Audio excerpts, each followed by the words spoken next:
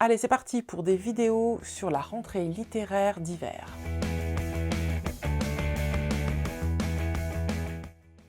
Bonjour, bienvenue dans cette vidéo qui sera coupée en deux parties, puisque j'ai lu 8 livres de la rentrée littéraire d'hiver, et je vais vous tourner une vidéo, mais je vais la couper en deux. Je vous mets 4 livres tout de suite, et vous aurez les 4 autres livres la semaine prochaine. Et puis pour ne pas mettre de fil conducteur haute, ne pas hiérarchiser de celui que j'ai le plus aimé ou moins aimé, je vais vous les présenter dans l'ordre où je les ai lus. Et on attaque tout de suite avec le livre sur lequel je me suis précipitée parce que j'avais très envie de le lire, c'est le nouveau Carine Thuil. Alors moi, Carine Thuil, je l'adore. J'ai lu déjà 2 livres d'elle, j'avais lu 2 livres d'elle, j'avais lu l'année dernière Les choses humaines, et j'ai lu il y a quelques années L'invention de nos vies que j'avais trouvé absolument génial. Donc j'étais enthousiaste et j'avais super envie de lire ce nouveau livre qui s'appelle La décision. Alors la décision, ça nous parle de quoi? Ça nous parle d'une juge, une juge antiterroriste qui s'appelle Alma, qui est mariée, qui a 3 enfants. Et comme souvent avec Carine Thuil, on va avoir le détail de la vie d'une personne et ça va nous permettre d'avoir un éclairage sur la société en général. Donc là, on a cette femme qui est en proie à des doutes. Son mari a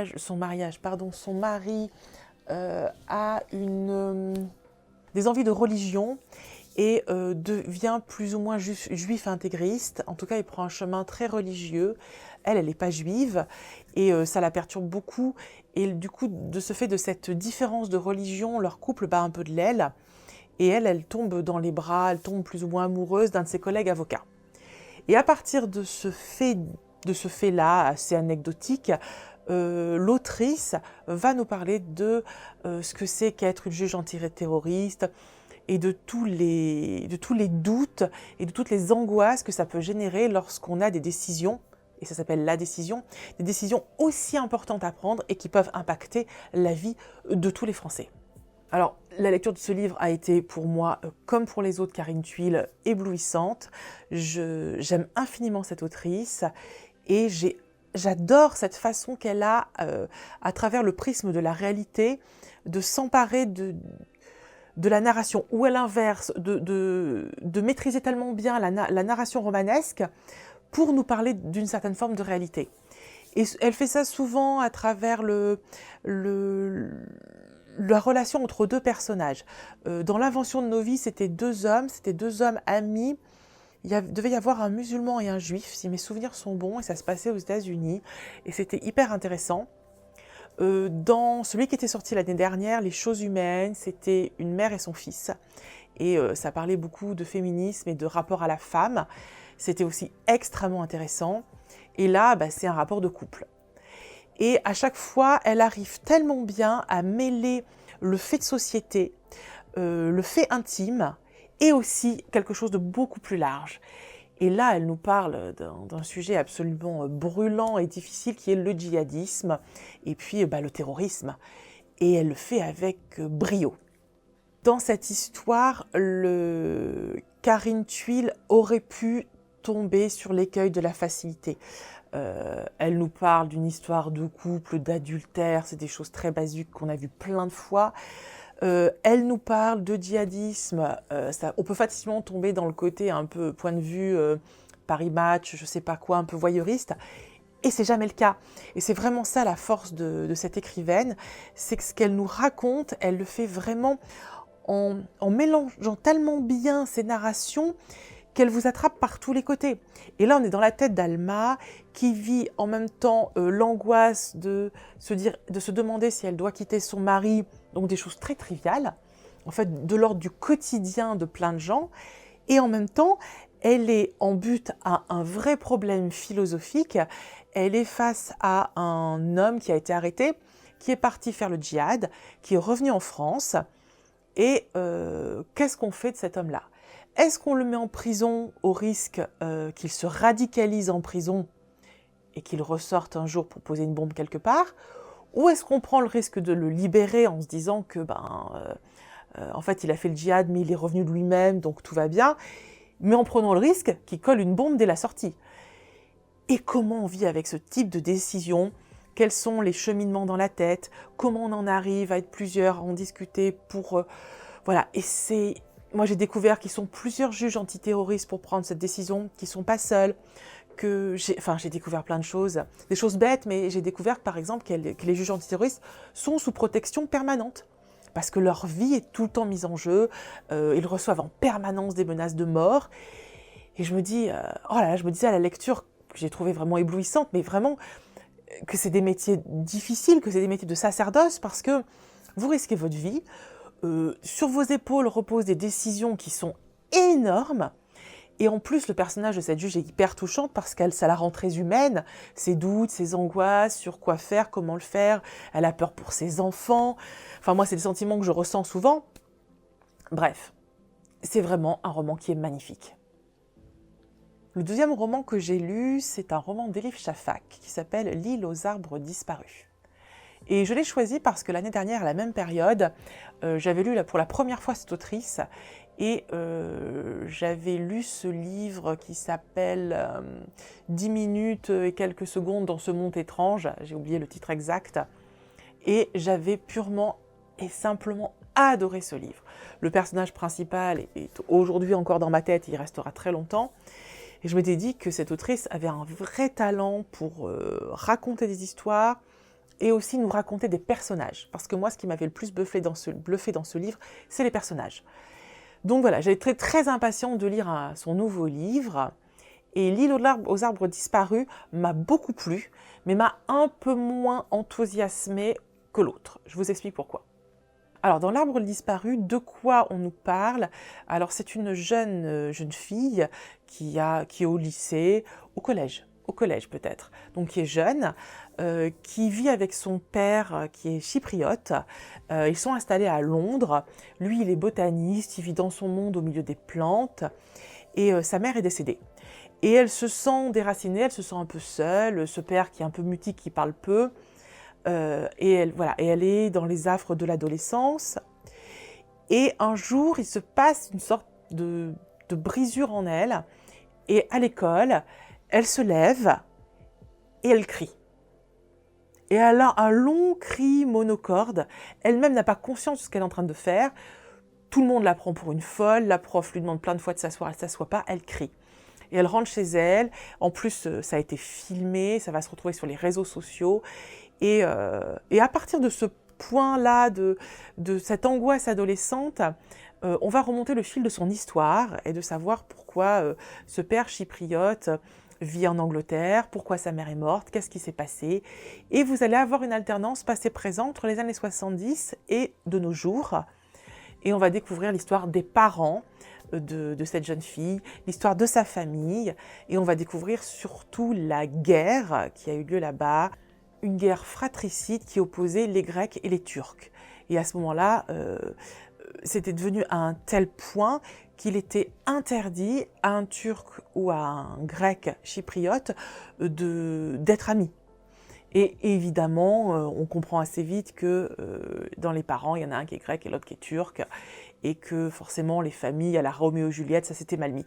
Je vous laisse découvrir l'histoire qui est absolument magnifique, qui est extrêmement bien rendue, qui pose la question de la religion, la question de l'ethnie, la question de la guerre civile, la question tout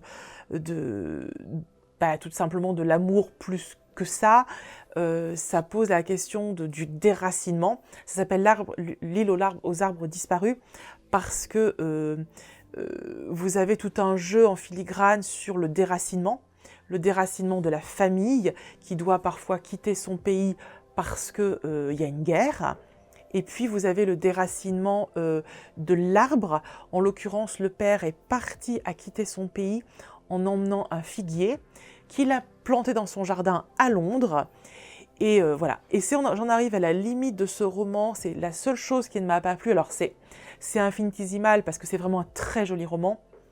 Mais pendant de longues périodes, c'est le figuier qui parle. Et j'avoue que j'ai un peu de mal avec cette méthode narrative que je trouve toujours un peu artificielle, qui est de faire parler un objet, un arbre, un animal. Voilà, je ne suis pas fan du procédé. Et j'avoue que les chapitres où c'était le figuier qui parlait m'intéressaient moins. Disons que lui, il apportait une espèce de savoir ultime, un espèce de regard très au-dessus, qui est sans doute très intéressant, mais moi j'étais super à fond dans l'histoire en 74, l'histoire d'amour entre le père et la mère, ou en 2020, sur cette jeune adolescente, et sur, voilà, et sur toutes ses angoisses, et sur comment elle allait gérer tout ça. Franchement, moi, le figuier, honnêtement, ça m'a... Voilà, j'ai pas trop aimé ces passages-là. Cela dit, ça n'enlève rien à la beauté du livre, ça n'enlève rien à l'intelligence du propos, à tout ce que soulève l'autrice, qui est elle-même d'origine turque et qui vit à Londres. Et puis ça, c'est dans une langue qui est magnifique. Elle écrit hyper bien, je suis hyper fan de sa langue. C'est en même temps travaillé et fluide. Je trouve que c'est une autrice qui se lit très bien. Donc voilà, je vous invite quand même à découvrir ce roman parce qu'il est bourré de qualité. J'ai ensuite lu Le goût du temps dans la bouche de Séverine Vidal. Alors, je l'ai lu pourquoi? Parce que Séverine Vidal, je la connais. C'est une autrice que j'ai déjà lue dans le passé. Je l'ai lue en jeunesse, puisqu'elle écrit beaucoup de romans ados. Et je l'ai lu en BD. Dans notre logiciel, c'est indiqué comme étant un premier roman, ce qui est absolument ridicule, puisque c'est une autrice qui a un lourd passif d'écrivain. J'ai envie de dire, c'est presque la blague. C'est quelqu'un qui écrit super bien, qui a eu le temps d'entraîner sa langue, de la ciseler, qui a fait des romans jeunesse formidables. Et des BD. J'avais parlé d'une de ces BD dans une vidéo précédente que je vous remettrai en barre d'infos. Voilà, donc j'étais impatiente de découvrir son premier roman estampillé adulte. Voilà. Alors, la bonne nouvelle, c'est que j'ai retrouvé la langue de Séverine Vidal et que j'ai retrouvé cette fluidité, cette facilité qu'elle a à décrire des choses qui peuvent sembler très simples et qui sont voilà, parfois complexes. Et notamment, elle travaille souvent autour de la famille et c'est ce qu'elle a fait une fois de plus. Alors on va suivre plusieurs personnages. En premier, Nico, qui est un Français qui s'est exilé en Suède et on sait très vite qu'en fait il a un secret, il s'est passé quelque chose dans son passé qui l'a tellement traumatisé qu'il s'est senti l'envie de quitter le pays. Et on va suivre Suzanne, sa grand-mère, et on va suivre d'autres personnages de sa famille. Et en parallèle, vous avez de très courts chapitres en italique. Et c'est une voix d'outre-tombe qui parle, visiblement quelqu'un qui a été enterré, qu'on a assassiné. On comprend, c'est la première page du roman, on comprend assez vite qu'il s'est passé quelque chose. Et vous allez remonter le fil du temps et de l'histoire à travers ces bribes que l'autrice vous donne, à travers les personnages, leur vie, leurs aventures, et elle va aborder plein de sujets différents. Ce que j'ai trouvé fort, c'est que quand on lit le roman, on ne voit pas tout de suite où l'autrice veut nous emmener. Elle jette ça, vous savez, c'est des petites miettes de pain, elle vous donne des petits bouts de quelque chose. Et moi, j'étais assez perplexe en me disant, ok, moi, je comprends rien. Voilà. Et en fait, après, très vite, on s'attache au personnage. Moi, je me suis beaucoup attachée à Suzanne, que j'ai trouvée géniale. Je me suis attachée à Nico, à d'autres personnages. Il y a des personnages que j'aimais moins. Voilà, elle vous donne des petites infos, elle vous met dedans et au bout d'un moment, vous faites partie du clan et vous avez envie d'en savoir plus.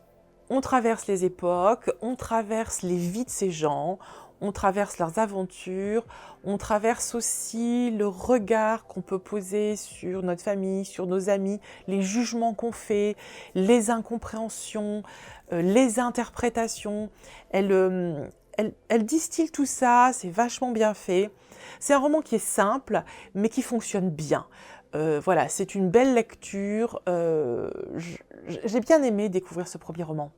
Si je devais le résumer en quelques mots, je vous dirais que c'est une grande fresque qui repose essentiellement sur des personnages et sur des émotions. Et puis à nous, lecteurs, de reconstruire le puzzle. Et voilà, et c'est très joli. Le dernier livre que je vais vous présenter dans cette vidéo, c'est Les années sans soleil de Vincent Message. Alors, Vincent Message est un auteur que je voulais découvrir depuis un petit moment. J'avais très envie de lire Cora dans la spirale. Je ne l'ai pas fait, je ne sais pas pourquoi. Pourtant, c'est un livre qui a eu un joli succès, que ce soit au niveau de la critique ou au niveau des lecteurs. C'est un livre qui avait vraiment fait l'unanimité. Et puis, je ne l'ai pas lu. Et je me suis dit, bon, voilà son nouveau, je vais le tenter. Donc, j'ai lu Les années sans soleil. Quand j'ai commencé à le lire, j'ai pris ce livre sans savoir grand-chose. Et en débute, on suit l'histoire d'un écrivain qui est moitié libraire, moitié écrivain, parce qu'il n'arrive pas à vivre de sa plume. Et il est dans un avion pour New York parce que son livre va être traduit et il va rencontrer son éditrice new-yorkaise. Et puis quand il arrive, la police des frontières lui demande de se mettre dans une salle, lui pose plein de questions et lui dit qu'il ne va pas pouvoir rentrer sur le territoire américain et qu'il reprend l'avion illico presto. Alors c'est assez étrange parce que quand on lit ça, ça a un petit côté un peu fantastique, un peu comme si on était dans un roman où il y aurait un monde politique un peu étrange. Ça laisse vraiment un goût assez... Moi, j'étais un peu perturbée. Et donc, il monte dans cet avion et il se retrouve dans l'avion avec exactement les mêmes passagers qu'à l'aller. Et il repart en France. Donc, c'est hyper bizarre. Et au début, j'ai pas tout de suite compris ce qui se passait. Donc, c'est vachement bien fait. Et en fait, c'est juste qu'on est en plein Covid. Et c'est le début du Covid, c'est le début de la pandémie où on ne savait pas très bien qui que quoi. Et c'est au moment où on va faire le confinement, il y a plein de choses qui se passent. Et lui, sauf que pas de bol, au moment où tout se déclenche, confinement et compagnie, il est dans un avion. D'où le retour de tous les Français sur le territoire français. Et on va vivre cet enfermement, le commencement de cette histoire qu'on a tous connue, de ces 2 mois d'enfermement. Et là, l'auteur va mélanger 2 choses. Alors, comme d'autres romans dont je vous ai parlé précédemment, on va avoir sa vie à lui, sa vie avec sa femme, sa vie avec ses enfants. Il a une adolescente et un jeune garçon. Et puis, vous allez avoir cette errance d'écrivain qui se demande quelle a été la pire période pour l'humanité. Il a l'impression que là, ce qu'il est en train de vivre avec une arrivée d'épidémie, c'est vraiment quelque chose de terrible. Et il cherche ce qui aurait pu être pire. Alors il va sur l'ordinateur, il tape, il découvre que pire période, Seconde Guerre mondiale, blablabla. Il dit oui, mais non, mais ça c'est du fait des humains. Moi, je voudrais découvrir la pire période de l'humanité, mais qui n'est pas quelque chose généré par l'humain. Et il découvre que dans les années 500, alors attendez, je vous donne le chiffre exact, parce que 535-536, apparemment, pendant 18 mois, on aurait vécu sans soleil. Le soleil aurait été masqué par quelque chose, et les humains n'ont pas vu le soleil pendant 18 mois. Ce qui aurait été apparemment la pire période de l'humanité, parce qu'évidemment, vivre sans lumière, surtout à cette époque, c'était extrêmement compliqué. Et donc, vous avez ce chemin de recherche, donc il rencontre un vieil auteur avec qui il discute beaucoup, et s'entremêle aussi le quotidien, s'entremêle ce quotidien d'enfermement, de promenades régulières, Voilà, et c'est assez touchant, c'est bien écrit, ça repose sur un fait qu'on a en commun, puisqu'on l'a tous connu, cette période-là. Donc du coup, on sait tous de quoi ça parle. Moi, j'ai trouvé que c'était vraiment intéressant.